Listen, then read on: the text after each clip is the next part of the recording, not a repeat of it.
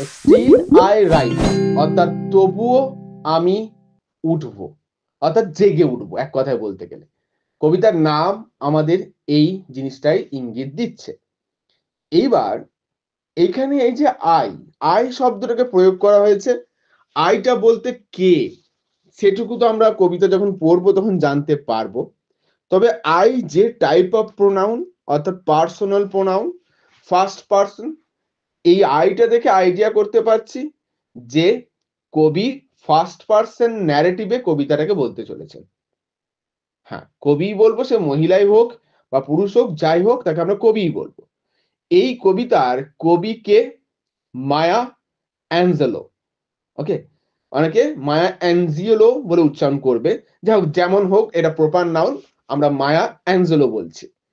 মায়া Angelo কে ছিলেন সেটা আমাদের আগে জানতে হবে, তবে এই কবিতার ব্যাকগ্রাউন্ডটা ক্লিয়ার হবে।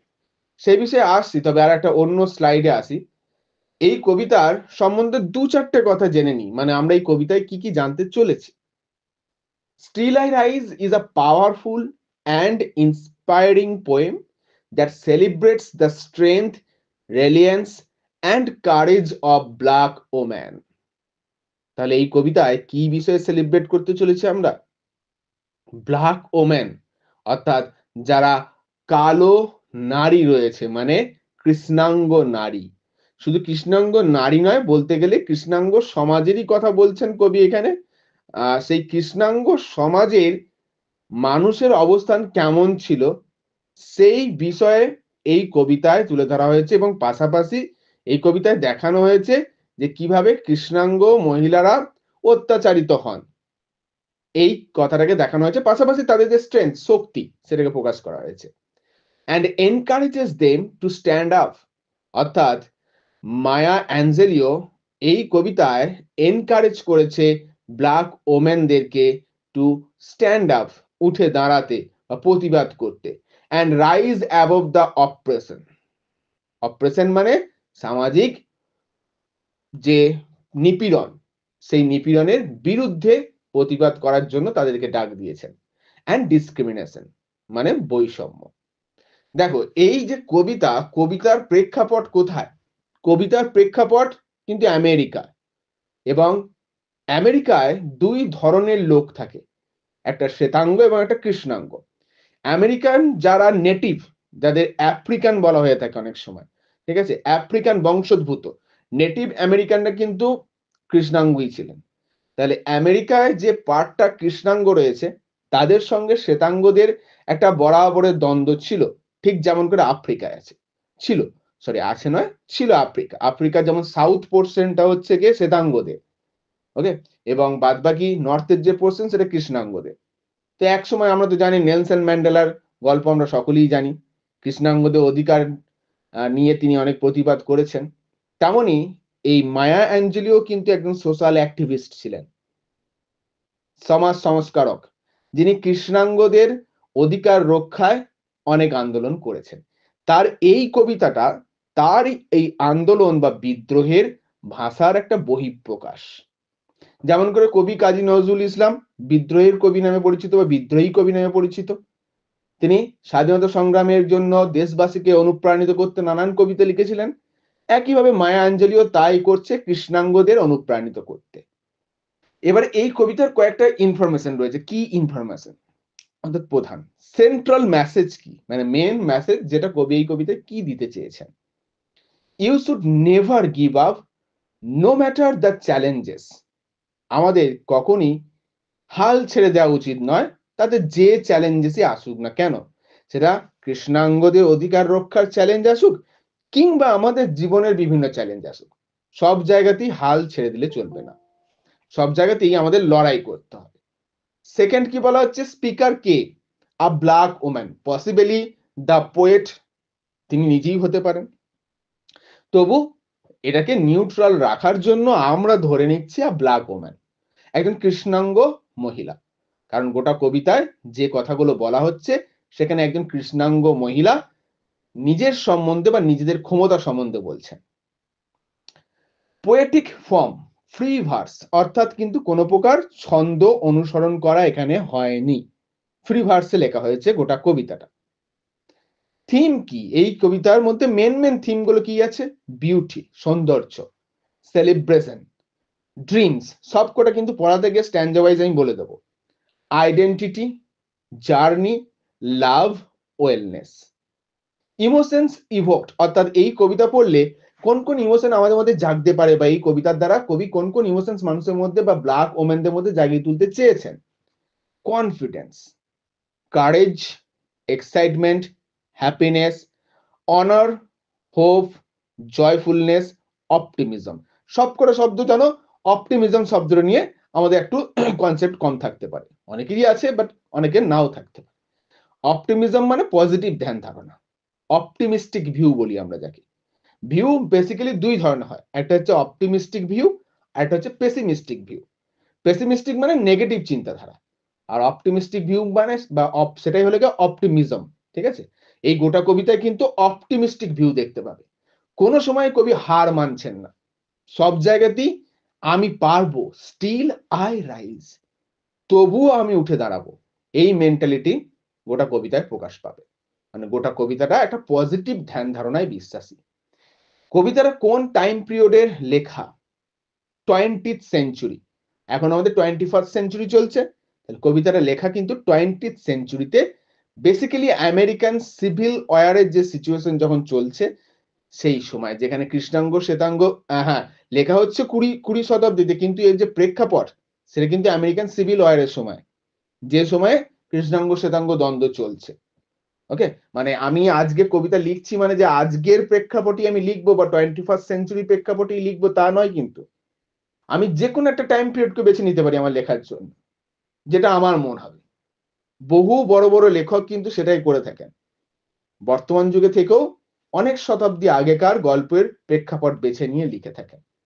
রবীন্দ্রনাথের লেখনীতে তোমরা অনেক সময় এগুলো দেখবে, রাজাদের যে কাহিনীগুলো অনেক সময় বর্ণনা করছেন সেটা তো তার সময়কার নয়, কিন্তু তার সত্ত্বেও তিনি তার গল্পে তুলে ধরছেন। তাহলে বেসিক্যালি এই করা হচ্ছে মেন পয়েন্ট। এবার আমি বললাম এই কবিতার যিনি কবি আছেন তার সম্বন্ধে দু চারটে কথা জানবো, তবে এটা রিলেট করতে পারবো। হিস্টোরিক্যাল কনটেক্সটটাকে একটু দেখে নিই। বলা হচ্ছে the poem still I rise was published in Maya Angelou's poetry collection. তার কবিতার যে কালেকশন সেখানে পাবলিশ হয়েছিল। And still I rise in 1978। আচ্ছা, কবিতার যে কালেকশন সেই বইটার নামই ছিল স্টিল আই রাইজ, এবং আমাদের কবিতাটা ওই গোটা বইটার টাইটেল পোয়েম। ওকে, ওই গোটা বইটার নামই ছিল স্টিল আই রাইজ, যেটা 1978 সালে পাবলিশ হয়েছিল। It is the collections title poem, দেখো লেখাই আছে এই কবিতা সমগ্রের টাইটেল, অর্থাৎ কবিতা সমগ্র বইটির যার নাম সেই কবিতা। This poem appears in the third part of the book. ওই বইটা তিনটে পার্ট আছে, সেই তিনটে পার্টের তৃতীয় পার্টে এসেছিল কিন্তু এই কবিতাটা। আমেরিকান সাহিত্যতে দাসত্ব নিয়ে কিন্তু অনেক বড় বড় নোভেলও আছে। হ্যাঁ, বিলাভেড বলে একটা দুর্দান্ত নোভেল আছে যেটা এই দাসত্বকে নিয়ে। আবার লাইফ অফ ফেডরিক ডগলাস বলে একটি নোভেল আছে, সেটাও কিন্তু দুর্দান্ত দাসত্ব নিয়ে। ফেডরিক ডগলাস নিজেও একজন স্লেভ ছিলেন, তিনি নিজেই এই কাহিনী লিখেছিলেন। বেশ, তাহলে আমরা কি দেখলাম? মায়া অ্যাঞ্জেলিও জন্মগ্রহণ করেছিলেন 1928 সালে। তিনি তার নিজের জীবনেও এরকম নিপীড়ন বা কৃষ্ণাঙ্গ ব্যক্তিদের প্রতি যে অত্যাচার হয় সেটা শিকার হয়েছেন, যদিও আমেরিকা থেকে বহু যুগ আগে দাসত্ব প্রথা বিলুপ্ত হয়ে গেছে। অ্যাঞ্জেলিও স ইটস এফেক্ট। অ্যাঞ্জেলিও এর প্রভাব কিন্তু দেখেছে অন সোসাইটি, সমাজের ওপর, and the African American people, এবং আফ্রিকান আমেরিকান যে লোকজন তাদের ওপর। দেখো, দাসপ্রথা বিলুপ্ত হয়ে গেছে মানি যে সবকিছু সমাজ থেকে মুছে গেছে তা তো নয়। যেমন ধরো আজকালকার দিনেও বর্ণভেদ পতাকা মানা হয় না, কিন্তু তার সত্ত্বেও কি সম্পূর্ণরূপে বর্ণভেদ প্রথা অ্যাবলিশড হয়ে গেছে? হয়ে যায়নি। আজও কিন্তু সমাজের নিচু স্তরের মানুষদেরকে অবদমিত, নিপীড়িত হতে হয়। হ্যাঁ, তখনকার মতো অতটা নিপীড়িত না হতে হলেও এখনো কিন্তু তাদের অসম্মানিত হতে হয়। তাই এইগুলো একদিনে যায় না, কারণ এই ব্যাধিগুলো দীর্ঘকাল ধরে চলে এসছে, এত সহজে যাবে না। তাই মায়া অ্যাঞ্জেলিও কিন্তু তার সোসাইটিতে এগুলো দেখেছে। Still I rise is her declaration that she for one would not allow the hatefulness of society to determine her own success। অর্থাৎ এই স্টিল আই রাইজ কবিতার মাধ্যমে মায়া অ্যাঞ্জেলিও এটা বুঝিয়ে দিতে চেয়েছেন, নিজের জীবনের উন্নতি করার ক্ষেত্রে তিনি এই সমাজের পৃথকীকরণ বা সমাজের নিপীড়ন বা ডিসক্রিমিনেশন মানে তো বললাম পৃথকীকরণ, নিপীড়ন এবং হেটফুলনেস অর্থাৎ যে সামাজিক ঘৃণা নিচু জাতির প্রতি, এগুলোকে কোনো পরোয়াই করবেন না। অর্থাৎ সকল কিছুকে তিনি একেবারে যাকে বলে বুড়ো আঙুল দেখিয়ে মাথা তুলে এগিয়ে যাবেন। সমাজ থেকে অবদমিত করে দিতে চাইলো, পদদলিত করে দিতে চাইলো, স্টিল আই রাইজ, তবুও তিনি উঠে দাঁড়াবেন। এইটাই হচ্ছে মেন এই কবিতার থিম। এবার সেই ভাবটাকে কবি কিভাবে প্রকাশ করেছেন আস্তে আস্তে সেটা আমরা পাবো। এর পরের স্লাইডে আমরা আসি। পরের স্লাইডে বলা হয়েছে দেখো, what we are going to read in this poem. আমি একদম তোমাদের মতন করে রেডি করে রেখে দিচ্ছি এই কবিতায় কি পড়তে চলেছি আমরা, কি পড়তে চলেছি। The poem takes the reader through a series of statements the speaker makes about herself, অর্থাৎ উক্তি করেছেন কবি নিজের সম্বন্ধে, অ্যাবাউট হারসেলফ, এবং সেগুলি আমরা পড়তে চলেছি। সি প্রেইজেস হার স্ট্রেংথ, কবি নিজেই নিজের শক্তিটাকে প্রেইজ করেছেন। এটা কিন্তু ভীষণভাবে দরকার। আমরা প্রত্যেকে না নিজের যে এবিলিটি সেটাকে প্রেইজ করতে ভুলে যাই। হ্যাঁ, নিজের এবিলিটিটাকে প্রেইজ করছি মানে আমি যেন অহংকারী না হয়ে যাই, কিন্তু আমার মধ্যে যে এবিলিটি আছে সেটা তো আজকাল আমরা সবাই ভুলে যাই। শুধু নিজের এবিলিটি বাদ দিয়ে বাকিদের কি আছে না আছে সেটা বিচার করতে লেগে যায়। কিন্তু কবি এই কবিতায় তার নিজের স্ট্রেংথকে জোর দিয়েছেন, হার বডি, তার শরীরকে জোর দিয়েছেন, অর্থাৎ তার বডি এখানে পারদর্শী এই সমাজের অবমাননাকে মেনে নিতে। And her ability to rise up, এবং তার মধ্যে যে ক্ষমতা রয়েছে রাইজ আপ অর্থাৎ পুনরায় জেগে উঠে দাঁড়ানোর, সেটাকে জোর দিয়েছেন। And away from her personal and historical past, এবং তিনি তার ব্যক্তিগত এবং কৃষ্ণাঙ্গদের যে ঐতিহাসিক ইতিহাস রয়েছে, ঐতিহাসিক গল্পগুলো রয়েছে, সেইগুলোকে পেছনে ফেলে আসতে চাইছেন। এইটাই হচ্ছে গিয়ে সব থেকে বড় পজিটিভ পয়েন্ট। আমরা সবাই আমাদের পাস্টটাকে গ্রাফ করে নিয়ে দিয়ে বর্তমান বা ভবিষ্যৎটাকে সেই মোল্ডে গড়ে তুলি, ভাবি যে পাস্টে এইরকম ঘটনাগুলো ঘটেছে বা এই কারণে আমি পিছিয়ে পড়েছিলাম, তাই বর্তমানেও পিছিয়ে পড়ছি, ভবিষ্যতেও হয়তো পিছিয়ে পড়বো। এই ভাবনাটা রেখে দিই, যার জন্য আমরা এগিয়ে যেতে পারি না। কিন্তু কবি সেই পাস্টের পার্সোনাল যে ডিসএবিলিটি গুলো ছিল সেগুলোকে দূরে ফেলে দিচ্ছেন। পাশাপাশি কৃষ্ণাঙ্গদের নিয়ে যে হিস্টোরিক্যাল স্টোরি গুলো ছিল, অর্থাৎ কৃষ্ণাঙ্গদের উপর যে অবদমন নিপীড়ন এইগুলো ঘটেছিল, সেইগুলো কবি ভুলে যেতে চাইছেন। কেন ভুলে যেতে চাইছেন? সরি, আচ্ছা, তাহলে তার অতীতগুলোকে ভুলে গিয়ে তিনি সমাজের মূল স্রোতে ফিরে আসতে চাইছেন। চলো আবার একটু চলে এসছে। তারপর কি বলা হচ্ছে,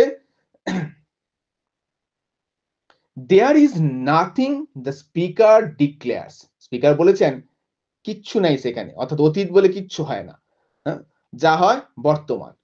that can hold her back, এই দুনিয়ায় এমন কিছু নাই যেটা তার অতীতকে ধরে রাখতে পারবে। She is going to rise, তিনি উঠে দাঁড়াতে চলেছেন।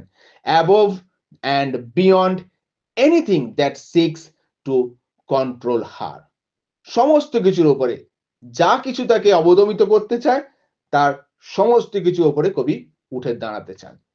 অর্থাৎ এক প্রকার কবি বলতে গেলে যেন বলতে চাইছেন যে কোনো বাধাকেই তিনি আর মানেন না।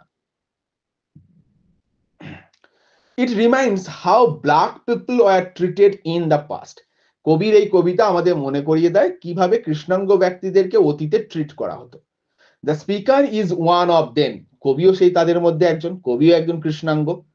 C firmly speaks against the injustice against them and says no matter how much society tries to throttle her voice, she will rise like the phoenix.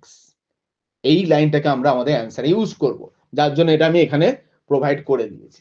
ঠিক আছে, কি বলা হয়েছে, কবি বলেছেন এই সোসাইটি যতই তার ইনজাস্টিসের দ্বারা তার গলাকে চেপে ধরুক না কেন, তার সত্ত্বেও তিনি চেঁচাবেন বা জেগে উঠবেন, অনেকটা সেই ফনিক্স পাখির মতো।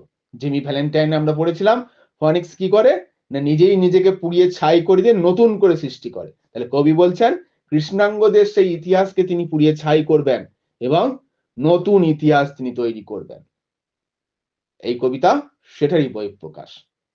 অর্থাৎ কৃষ্ণাঙ্গ ব্যক্তিদের অধিকারের দাবি হলো আমাদের এই কবিতা, এবং সেটা নিয়েই পড়তে চলেছি এই কবিতা। কবিতা পড়ার আগে বিষয়টা ক্লিয়ার করে রাখলাম যে কি পড়তে চলেছি। কবিতার টাইটেলটা আছে, এখানে আমি শব্দটা বলেছিলাম যে আইটা বলতে কি বোঝাচ্ছে।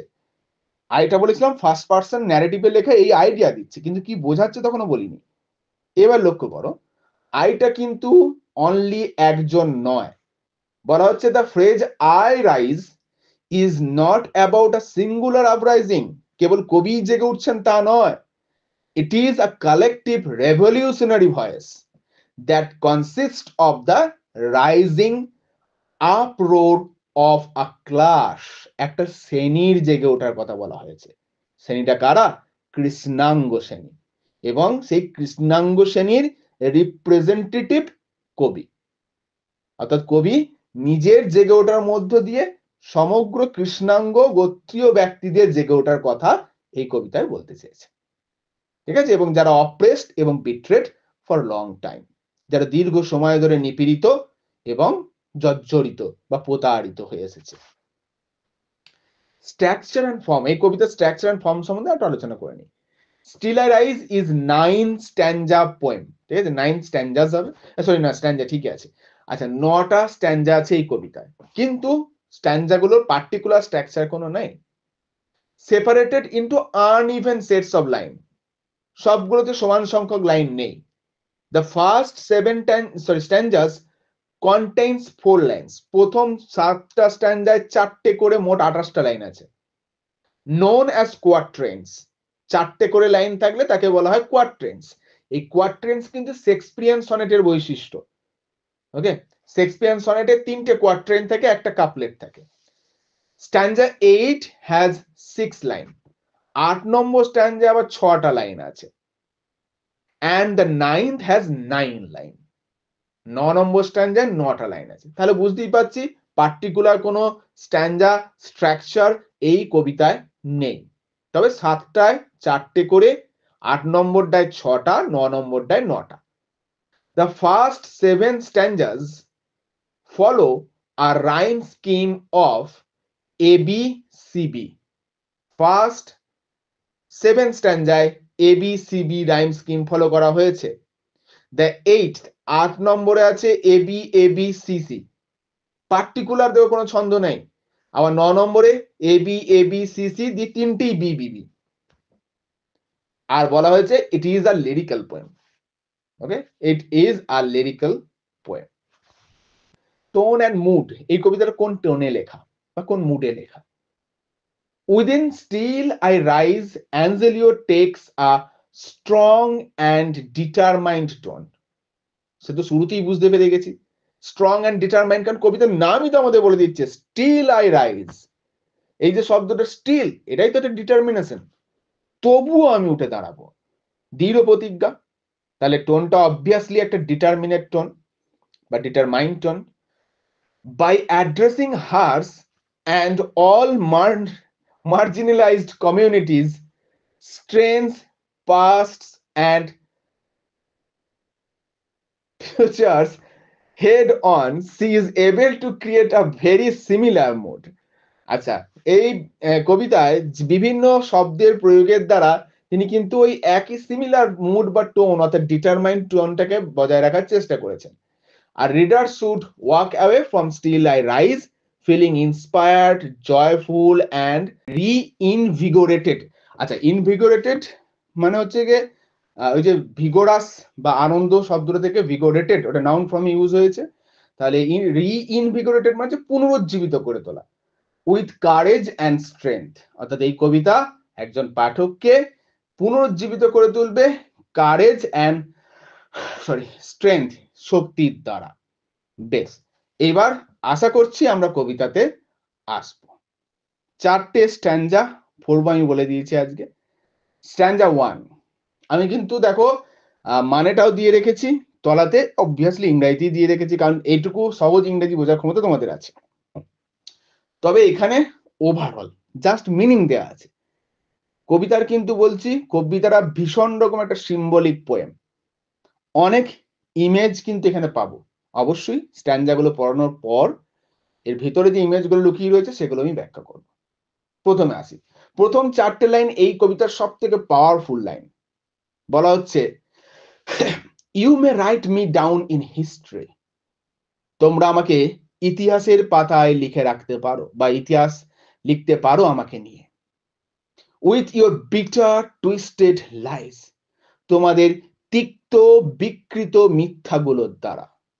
You may trod me in the very dirt, তোমরা আমাকে ট্রড অর্থাৎ পদদলিত করতে পারো ইন দ্য ভেরি ডার্ট, অর্থাৎ ধুলোর মধ্যে বা ময়লার মধ্যে। এখানে অ্যাকচুয়ালি ধুলোকেই বোঝানো হয়েছে। বাট স্টিল, কিন্তু তবুও, লাইক ডাস্ট, ধুলোর মতো, আই উইল রাইজ, আমি পুনরায় উঠে দাঁড়াবো। তাহলে দেখো, যেটুকু ওভারঅল মানে ইংরেজিতে তলায় লিখে দেওয়া আছে, কি বলা আছে? In the first stanza, Maya Angelou gives her heart and soul to declare that nothing and no one could oppress her or keep her down. সেটাই তো বলতে চেয়েছেন, যে এই দুনিয়ায় কেউ বা কোনো কিচ্ছু তাকে দমিয়ে রাখতে পারবে না। She doesn't care what the history book saw. History বুকে দেখানো হয় যে কিভাবে কৃষ্ণাঙ্গরা দাস হয়ে থাকতো, এই কথাটা হিস্ট্রি বুকে দেখানো হয়েছে। মায়া অ্যাঞ্জেলিও বলছে তিনি কেয়ার করেন না হিস্ট্রি কি বলে, তার মতে এই হিস্ট্রি গুলো বিকৃত হিস্ট্রি। এখানে কৃষ্ণাঙ্গদের ছোট করে দেখানো হয়েছে, ও সব মিথ্যা। She doesn't care what the history, for she knows they are full of twisted lies. কারণ তিনি খুব ভালো করেই জানেন ইতিহাস বইয়ে লেখা ইতিহাসের গল্পগুলো সব মিথ্যা। বাস্তবে কিন্তু তাই, মায়া অ্যাঞ্জেলিওর প্রেক্ষাপট আলাদা। আর আমাদের ভারতীয় ইতিহাসেও কিন্তু বহু বিকৃত ইতিহাস আছে। বহু স্বাধীনতা সংগ্রামীকে নেগলেক্ট করে দেওয়া হয়েছে শুধুমাত্র বিশেষ কতকগুলো ব্যক্তির ক্ষমতা প্রতিপন্ন করার জন্য, যেটা আজকেও হয়। অনেক সত্য ইতিহাস কিন্তু চাপা পড়ে রয়ে গেছে, অনেক ইতিহাস বিকৃতভাবে প্রেজেন্ট করা হয়েছে, আমরা অনেক ভুল ইতিহাস শিখি। She will not let it bother her that other trod her in the very dirt. তিনি এই বিষয়ে কিচ্ছু পাত্তাই দেন না বা পাত্তা দিতে চান না যে তাকে বাকিরা পদদলিত করছে। She proclaims, proclaims মানে ঘোষণা করা, তিনি ঘোষণা করেছেন that if she is trodden, যদি তাকে পদদলিত করা হয় in the dirt, ময়লাতে, she will rise like dust, তিনি ধুলোর মতো উঠে দাঁড়াবেন। এবার প্রশ্ন হলো, ধুলোর মতো উঠে দাঁড়াবো বলতে নিশ্চয়ই এইখানে কিছু না কিছু ইমেজ আছে। একে একে আসবো, আমরা প্রত্যেকটা শব্দকে ভাঙবো। এখানে যে যে জায়গাগুলো যখন বই থেকে পড়ছো মার্কিং করবে, আমার বলার সঙ্গে সঙ্গে নোট ডাউন করবে। দেখো এখানে শব্দ আছে, প্রথমে ইউ, স্টিল আই রাইজে আইটা তো কে বলেছিলাম, কবিতার শুরুতেই যে ইউটা বলা হলো, এইটা কে? তাহলে তাহলে কবি কি পার্টিকুলার কোন একজন ব্যক্তিকে উদ্দেশ্য করে বললেন? না। ওয়ান্স এগেন, এই you refers to the white people বা হোয়াইট স্কিন পিপল, সাদা চামড়ার লোকেদেরকে বোঝানো হলো বা শ্বেতাঙ্গদের বোঝানো হলো, হোয়াইট পিপল কমিউনিটি। এরপর যাকে বলা হচ্ছে অবভিয়াসলি দা রুলার্স। এরপর যে শব্দটা রয়েছে ডার্ট, এই ডার্টটা কিন্তু একটা সিম্বল। কিসের symbol? How black community was treated in history, কিভাবে ইতিহাসে কৃষ্ণাঙ্গদের ট্রিট করা হতো। কৃষ্ণাঙ্গদের কেমন ভাবে ট্রিট করা হতো জানো? তারা ডার্ট, ময়লা, আবর্জনা যাকে বলা যায়। শ্বেতাঙ্গ ব্যক্তিরা কৃষ্ণাঙ্গদের আবর্জনা বলে মনে করত। এবার লাস্ট লাইনে যে শব্দটা রয়েছে ডাস্ট, এটাও কিন্তু একটা ইমেজ। কিসের ইমেজ? বলা হচ্ছে দেখো, none can control the dust when the revolutionary wind arrives. আচ্ছা, যখন একটা ঝোড়ো হাওয়া আসে, কেউ কি ধুলোকে আটকে রাখতে পারে? পারে না। ঝোড়ো হাওয়াতে ধুলোর ক্ষমতার মতো ক্ষমতা কারণ নেই। ঝোড়ো হাওয়ায় ধুলো কিন্তু উড়ে চলে যায়, এবং উড়ে গিয়ে কি করে গো, যে এতক্ষণ এই ধুলোকে পদদলিত করে যাচ্ছিল অর্থাৎ ধুলোকে মারিয়ে চলে যাচ্ছিল, সেই ধুলো উড়ে গিয়ে তার চোখে ঢোকে, তার চোখ ঝাপসা করে দেয়। ঠিক একই রকম ভাবে কবি বলতে চাইছেন, আমি ওই ধুলোর মতো উঠে দাঁড়াবো, যে ধুলো পদদলিত হতো সেই ধুলো গিয়ে তোমার চোখে ঢুকে তোমার চোখ রাঙানিকে থামিয়ে দেবে। অর্থাৎ আমি কৃষ্ণাঙ্গরা উঠে দাঁড়াবো একদিন, এবং ওই যে তোমরা শ্বেতাঙ্গ যারা চোখ রাঙানি করছো, তাদের চোখ জ্বালার সৃষ্টি করব আমরা একদিন। আমরা মাথা তুলে দাঁড়াবো যেমন ধুলো দাঁড়ায়। সেকেন্ড স্ট্যান্ডার শুরুতেই কবি একটা প্রশ্ন করছেন। কাদের উদ্দেশ্যে এই প্রশ্নটা? এই উদ্দেশ্য শ্বেতাঙ্গ ব্যক্তিদের। কি বলছেন? Does my sassiness upset you? আচ্ছা, আমার এই যে স্যাসিনেস মিন্স বোল্ডনেস, বেপরা যে মনোভাব, এটা কি তোমাদের হতাশ করে? Why are you beset with gloom? আচ্ছা, বিসেট মানে হচ্ছে কি পরিবেষ্টিত থাকা, মানে চারিদিকে ঘিরে থাকা। তোমরা কেবল দুঃখের দ্বারা আবৃত কেন রয়েছো? মানে আমাদের উন্নতি দেখে, আমার এই বোল্ডনেস দেখে বা স্যাসিনেস দেখে তোমরা কেন কষ্ট পাচ্ছ? Cause I walk like I have got oil wells pumping in my living room. কারণ তোমরা দুঃখ পাচ্ছ, এর কারণ কি এটা যে আমি এমন ভাবে হাঁটাচলা করি যেন আমাকে দেখে মনে হয় যে আমি একটা অয়েল ওয়েলস অর্থাৎ তৈল খনি পেয়ে গেছি আমার লিভিং রুমেতে, যেটা আমি পাম্প করছি, অর্থাৎ আমার যেন অহংকারে মাটিতে পা পড়ছে না। আমার অ্যাটিটিউড দেখে, এইরকম আচরণ দেখে তোমরা দুঃখে বেষ্টিত থাকো। তোমরা অর্থাৎ শ্বেতাঙ্গ ব্যক্তিরা, অর্থাৎ তোমরা শ্বেতাঙ্গ ব্যক্তিরা কৃষ্ণাঙ্গদের কনফিডেন্স দেখলে ভয় পাও। এক্স্যাক্টলি তাই। রুলার কিন্তু বা অপ্রেসর কিন্তু যাদেরকে অপ্রেস করছে, ঠিক আছে, এই অপ্রেসররা যাদেরকে অপ্রেস করছে তাদের যদি মাথা তুলে দাঁড়াতে দেখে না, তারা ভয় পায়। এটাই হচ্ছে নিয়ম। তুমি যতদিন মার খেয়ে যাবে ততদিন কিন্তু তোমাকে লোকে মেরে যাবে, আর যেদিন তুমি ঘুরে দাঁড়াবে, যারা এতদিন পর্যন্ত মেরে যাচ্ছিল না তারা কিন্তু ভয় পেতে বাধ্য। আর এই প্রশ্নটাই কবি করছেন। কি তোমরা আমাকে দেখে ভয় পাচ্ছ?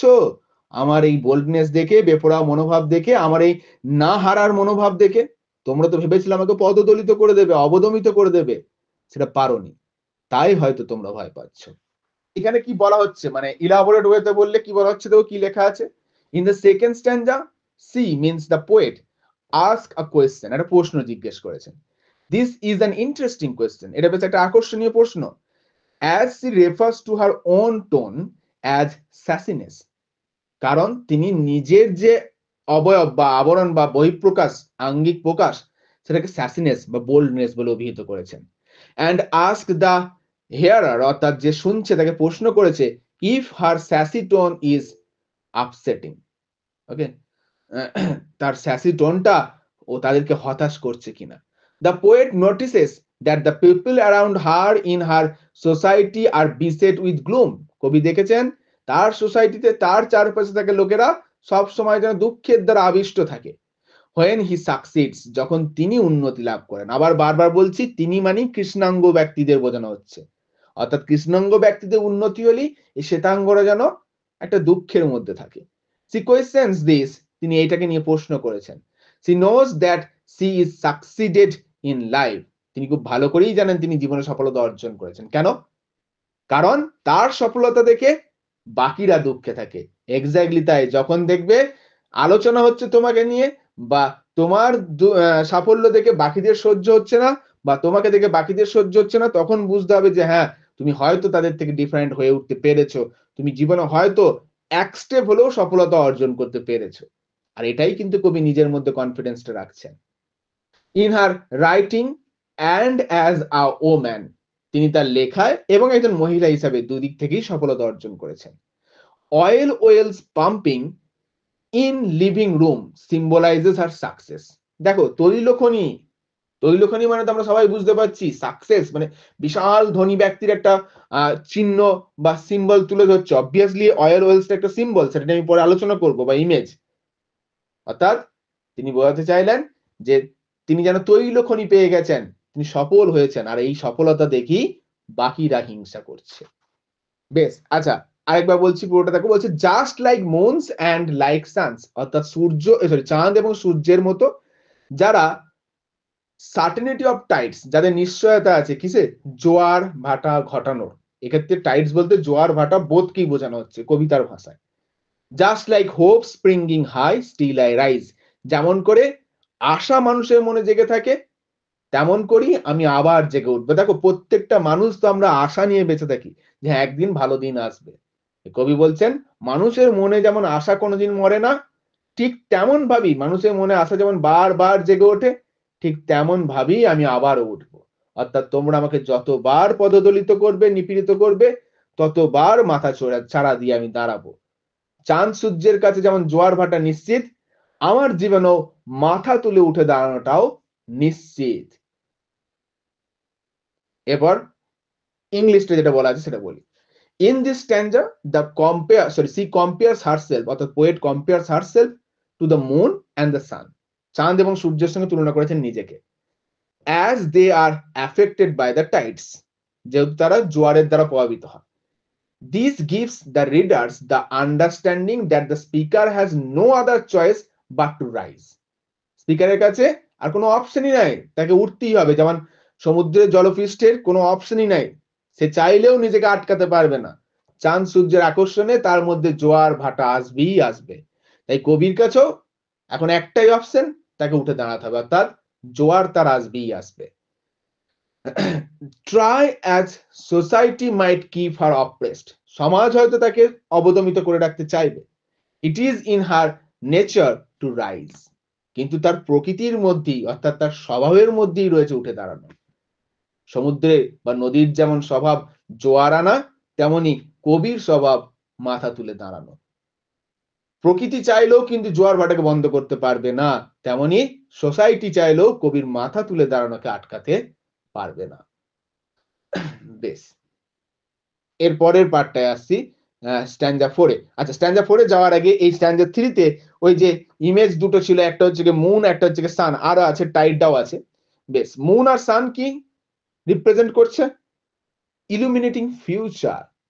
আচ্ছা, চাঁদ এবং সূর্য দুটোই তো আলোকিত বস্তু, তাহলে এই চাঁদ এবং সূর্য কিসের ইঙ্গিত দিয়ে গেল? চাঁদ এবং সূর্য ইঙ্গিত দিয়ে গেল যে আগামীতে বা ভবিষ্যতে কৃষ্ণাঙ্গদের একটা ইলুমিনেটিং অর্থাৎ আলোকিত ভবিষ্যৎ আসতে চলেছে। Those are the image of illuminating future. পাশাপাশি এটা কিসের সিম্বল? সিম্বলাইজিং দ্য পোয়েট হারসেলফ, কবি নিজেকেই তুলে ধরছেন, যেটা আমরা পড়লাম। চাঁদ এবং সূর্যের সঙ্গে কবি নিজেকে তুলনা করেছেন। আর টাইড, টাইড মানে জোয়ার। জোয়ার কিসের? হোপ, আশা।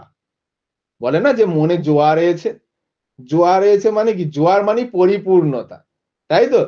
জোয়ার মানে যখন পরিপূর্ণতা মানে আশার আলো, তাহলে এখানে জোয়ারটা হলো গে সিম্বল অফ বা ইমেজ অফ হোপ। এগুলো ছোট ছোট করে লিখে রাখবে, উত্তরে কাজে লাগবে। বেশ, এই কটাই ছিল এখানকার ইমেজ বা সিম্বল। এরপরে চলে আসছি স্ট্যান্জা 4 বা আজকের লাস্ট স্ট্যান্জা। স্ট্যান্জা 4 এ কি বলা হচ্ছে? স্ট্যান্জা 4 এ কি বলা হচ্ছে? Did you want to see me broken? কবি এই কৃষ্ণাঙ্গদের উদ্দেশ্যে একটা বক্তব্য রাখছেন বা কথা বলছেন। আচ্ছা, তোমরা কি আমাদেরকে ব্রোকেন অর্থাৎ ভগ্ন দেখতে চাও, মানে ভেঙে পড়া অবস্থায় দেখতে চাও? তাহলে আবারও কবি আরেকটা প্রশ্ন করলেন। স্ট্যান্জা 4 স্ট্যান্জা 3 তেও একটা প্রশ্ন করেছিলেন, স্ট্যান্জা 4 এও আবার প্রশ্ন করলেন, আচ্ছা তোমরা কি আমাকে ভেঙে পড়া অবস্থায় দেখতে চাও? মানে এইটা দেখলে তোমরা খুশি হবে? বোর্ড হেড অ্যান্ড লোয়ার্ড আইজ, আমার মাথা ঝুঁকে যাক, চোখগুলো নিচু হয়ে যাক, যার মানে তোমরা কি দেখতে চাও যে আমরা আবার বশ্যতা স্বীকার করে নিই, ফিরে আসুক সেই পুরোনো দিনের মানে একেবারে নৃশংস দাস প্রথাটা, কৃষ্ণাঙ্গ ব্যক্তিরা আবার দাস হোক, স্লেভ হোক, তোমরা তো এটাই দেখতে চাও। সোলজার ফলিং ডাউন লাইক টিয়ার ড্রপস, কাঁধ ঝুঁকে পড়ছে ঠিক যেমন করে চোখের জল ঝরে পড়ে, অর্থাৎ চোখের জল যেমন চোখ থেকে সবসময় নিচের দিকে ঝরে পড়ে, আমাদের কাঁধগুলোও যেন ঝুলে যাচ্ছে। কাঁধগুলো ঝুলে যাচ্ছে মানে আমরা ক্লান্ত, অবসন্ন হয়ে পড়ছি, অর্থাৎ সারাদিন পরিশ্রম করে দাস প্রথায় আমাদেরকে নৃশংসভাবে খাটানোর পর যেমন অবস্থা হতো, তোমরা কি আমাদের সেইভাবে আবার দেখতে চাও? Weakened by my soulful cries, অর্থাৎ আমাদের হৃদয় বিদারক কান্নাতে তোমরা কি আমাকে দেখতে চাও? মানে আমরা কান্নায় দুর্বল হয়ে পড়ছি, ক্ষতবিক্ষত হয়ে যাচ্ছি, সেই অবস্থায় তোমরা আমাদের দেখতে চাও, তাই না? অর্থাৎ 3 নম্বর স্ট্যান্জায় কবি বলেছিলেন যে তোমরা যতই চেষ্টা করো আমাকে পারবে না। 2 নম্বর স্ট্যান্জাতে, সরি 3 নম্বর না, 2 নম্বর স্ট্যান্জাতে বলেছিলেন যে তবু আমি উঠে দাঁড়াবো। 4 নম্বর স্ট্যান্ডে এসে বললেন এই যে আমার স্যাসিনেস, যেটা দেখে তোমরা ভয় পাচ্ছ, তোমরা চাও সেই স্যাসিনেসটা বা বোল্ডনেসটা না থাকুক। তোমরা আমাদের এই 4 নম্বর স্ট্যান্ডায় কবি যেগুলো বললেন সেইভাবে দেখতে চাও। সেটাই তো হয় সমাজে সব সময় যারা রুলার বা যারা অপ্রেসর, তারা তো যাদেরকে অপ্রেসড করছে তাদেরকে ভগ্ন অবস্থায় দেখতে চায়। তাদের মেরুদণ্ড সোজা হয়ে গেলে যে বিশাল বড় প্রতিবাদ হয়ে যাবে, যেটা এই সমাজে কিন্তু ভীষণ বড় একটা রোগ। দেখবে সেই কারণেই কিন্তু আমাদের মেরুদণ্ডগুলো ভেঙে দেওয়া হয়। মেরুদণ্ড মানে শিক্ষা। সবার আগে যাই হোক, সবার আগে শিক্ষাটাকে আক্রমণ হবে। যাই কিছু হয়ে যাক, শিক্ষা আগে বন্ধ হবে, এটা জেনে রাখবে। তাহলে এবার মানেটা কি বলা হচ্ছে? হ্যাঁ, এবার মানেটা কি বলা হলো, দেখো যেটা লেখা আছে, the speaker's questions in the stanza বা ইন দি স্ট্যান্জা আর ডাইরেক্ট, সরাসরি প্রশ্ন করেছেন, পার্টিনেন্ট এবং ক্লিয়ার অ্যান্ড অ্যাপ্রোপ্রিয়েটলি অ্যাকিউজিং, তিনি কিন্তু দোষারোপ করছেন। she knows that her own success is received with bitterness, তিনি খুব ভালো করেই জানেন তার নিজের সফলতা বা কৃষ্ণাঙ্গদের সফলতা তিক্ততার সঙ্গে গ্রহণ করে। কারা? বাই দ্য রেসিস্ট, বর্ণ বিদ্বেষী যারা, সাদা কালোয় দ্বন্দ্ব করে যারা, হ্যাঁ, তারা কিন্তু এই কৃষ্ণাঙ্গদের সাফল্যটাকে কোনোদিন মেনে নিতে পারে না। in her society, তার সমাজে। so she directs these questions at a society that has long tried to keep her oppressed, যারা দীর্ঘকাল ধরে এই কৃষ্ণাঙ্গদের পদদলিত বা অবনমিত করে রাখতে চেয়েছে, তাদের উদ্দেশ্যে একটা প্রশ্ন করেছে। she asks them, তাদেরকে প্রশ্ন করেছে, she asks these questions, এই প্রশ্নগুলো করেছেন, know that this indeed is what many in society wanted, কারণ তিনি খুব ভালো করেই জানেন এই সমাজের বহুজনা ইনডিড বা প্রকৃতপক্ষেই কিন্তু এটা চায় যে তারা সব সময় দমিত হয়ে থাকুক। they did not want to see the black woman rise out of this oppression, তারা কখনো কৃষ্ণাঙ্গ মহিলাদের উন্নতি হোক এটা দেখতে পারে না। the speaker knows this and she draws attention to it with this revealing yet cutting question. ওকে, এরকম সরাসরি প্রশ্নের দ্বারা কবি এই আইডিয়াটা কি তুলে ধরেছেন এই স্ট্যাঞ্জা 4টাতে, অর্থাৎ সমাজের মানুষ কেমন ধ্যান ধারণা রাখে তারই একটা চিত্র কিন্তু 4 নম্বর স্ট্যাঞ্জায় কোয়েশ্চেনের আকারে বা প্রশ্নের আকারে কবি তুলে ধরলেন। এইখান পর্যন্ত ছিল আমাদের স্ট্যাঞ্জা 4, যেখানে দেখা যাচ্ছে কৃষ্ণাঙ্গ ব্যক্তিদের অধিকার নিয়ে কবি এখনো দাবি করছেন।